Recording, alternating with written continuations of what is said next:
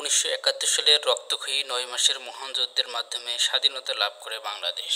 30 লক্ষ শহীদ ভাই বোনদের আত্মত্যাগের বিনিময়ে পেয়েছে সোনার বাংলাদেশ। পাকিস্তান যে গণহত্যা চালিয়েছিল তা নিয়ে আনুষ্ঠানিক কোনো দুঃখ প্রকাশ করেনি।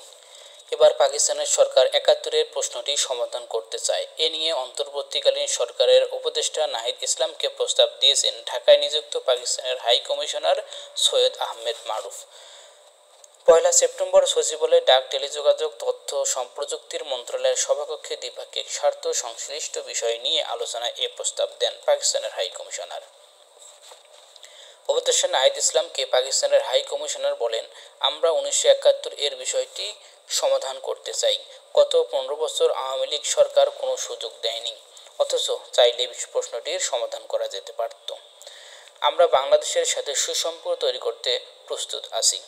বৈষম্য বিরোধী ছাত্র আন্দোলনের অন্যতম সমন্বয়ক নাহিদ ইসলাম বলেন, বাংলাদেশের রাজনৈতিক ইতিহাসে 1971 সাল একটি ঐতিহাসিক বিষয়।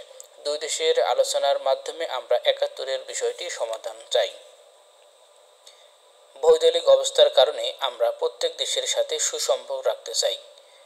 আশা করি বাংলাদেশের আগামীর পথ চলা সহজ হবে। চ্যানেলটি সাবস্ক্রাইব করে সাথেই থাকুন।